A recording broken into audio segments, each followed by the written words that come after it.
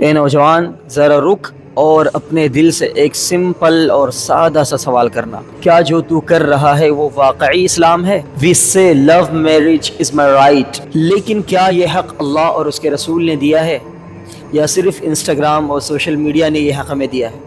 لیکن لو affairs, friend شپ، چھپ چھپ کر ملنا، ان سب چیزوں کی اجازت نہیں ہے۔ لیکن ہم نے یہ سمجھ لیا ہے کہ لو میرج کا مطلب ہے پہلے کسی لڑکی کو اپنے جال میں پھنساؤ، اسے اپنی زبان میں اسے پٹاؤ، اسے سیٹنگ کرو، اس طرح کے ہم زبان استعمال کرتے ہیں۔ اس کے بعد اس کے ساتھ گھومو پھرو اور ہر جگہ اسے لے کر جاؤ، تب جا کے اس کے بعد شادیاں کرو۔ ہم سمجھتے ہیں یہ ہے اسلام نے جو ہمیں حق دیا ہے لو میرج کا۔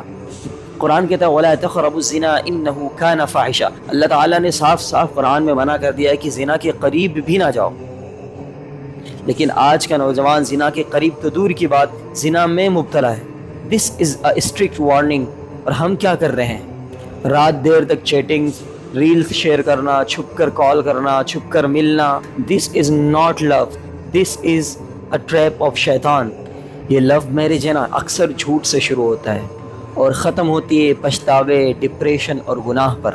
آج 13 سال، 14 سال، 12 سال کے بچے اور بچیاں کہتے ہیں وی آر ان لو۔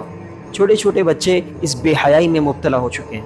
اس کی سب سے بڑی وجہ یہ ہے کہ ہم نے اسلامی تعلیم سے اپنے بچوں کو دور رکھا ہے۔ ہم نے دینی تعلیم سے اپنے بچوں کو کوسوں دور رکھا ہے۔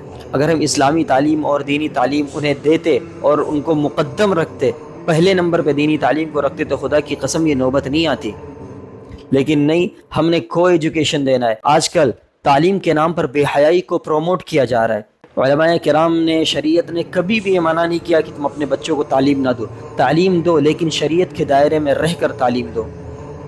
لیکن ہم نے کیا سمجھ لیا ہے کہ ماڈرن زمانہ ہے، تعلیم بھی ماڈرن ہونی چاہیے، ماڈرن طریقے سے ہونی چاہیے، اور ہم دیوس بن چکے ہیں، اپنے بچوں کو بے حیائی کی طرف لے کر جا رہے ہیں، لیکن ہمیں احساس نہیں ہوتا۔ پھر یہی بچے آگے چل کے ہماری مخالفت بھی کرتے ہیں اور دھیرے دھیرے ارتداد کا شکار ہو جاتے ہیں۔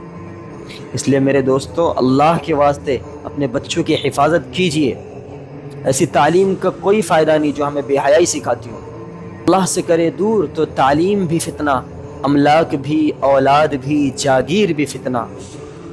ناحق کے لیے اٹھے تو شمشیر بھی فتنہ، شمشیر ہی کیا، نعرہ تکبیر بھی فتنہ۔ ایسی تعلیم جو ہماری نسلوں کو بے حیائی سکھاتی ہو، اسے کچرے کے ڈبے میں ڈال دو۔